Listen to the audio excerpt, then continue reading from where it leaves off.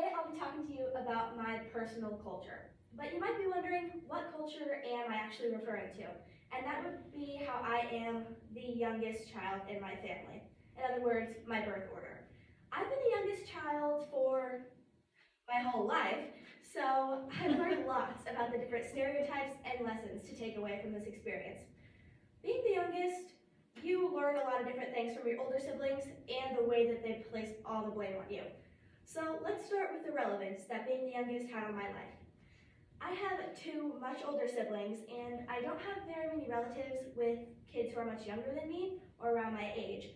So I'm the so-called baby of the bunch. And being the baby of the family comes with different expectations than any other birth order. Being the oldest, that's my brother Spencer, generally comes with being the most responsible and kind of being in charge of the group. Being the middle, that's my brother Hunter. He is the middle child. That is usually the most adaptable and creative member of the family. And being the youngest, myself, is usually the most dependent on parents and the most carefree. Part of my relevance to this culture has also impacted my life through things I've experienced, such as my peers thinking that they're maybe more responsible than me due to them being older siblings taking care of younger siblings, or my own siblings thinking that they're more reliable than me and more capable of doing things, such as helping my grandmother shovel her porch, or even taking the garbage out. So, part of these experiences are due to the different stereotypes of being the youngest. The first I'd like to mention is being a crybaby. This is a reference to April Newton, who wrote a medically reviewed article on healthline.com that says the youngest tend to be the most sensitive, plus people who are the youngest are most reliant on parents. Or at least they seem this way, because by the time that they are leaning away from their parents and developing their independence, the older siblings tend to be moving out, so they don't really see their younger siblings become independent. And this is also when children are considered spoiled, and maybe they are crybabies when they don't get what they want, because as time goes by, parents tend to become more financially stable, and so they are better able to perchance spoil their youngest children, so then it sort of comes off as those children being a crybaby when they don't get what they want. And then the other stereotype I'm going to talk about is being more of a free spirit. A CNN journalist, Enegla Ratledge, says that this can come from parents being less cautious with younger children since they already have experience under their belt with older siblings, so they have more of the, well, it worked with the first one, and they let their youngest children take risks more commonly. But this also comes with the youngest children resenting not being taken as seriously as the older siblings, and therefore they become even more responsible and more strict than their older siblings.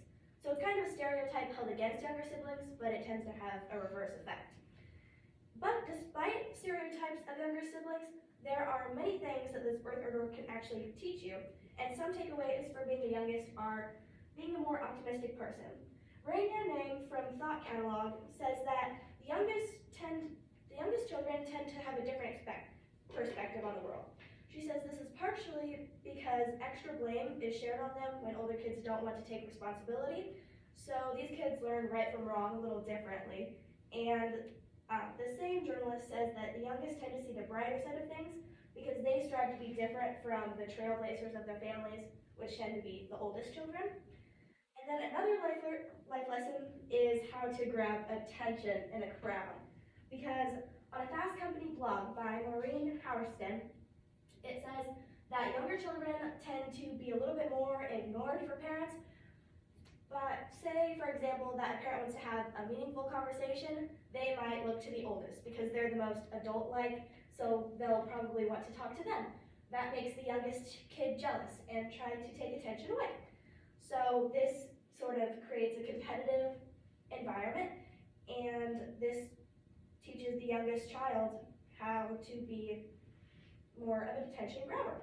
So overall, being the youngest has taught me multiple different things that will affect my life and communication skills in the future.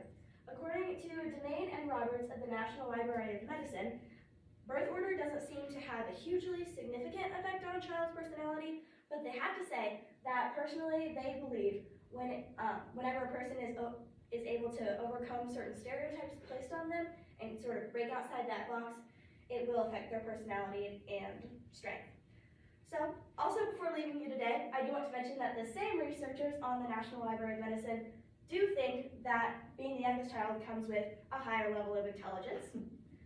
And lastly, if you're not the youngest sibling, I challenge you today to question what you expected out of your youngest sibling and how you kind of treated them, and whether or not you think they overcame your expectations.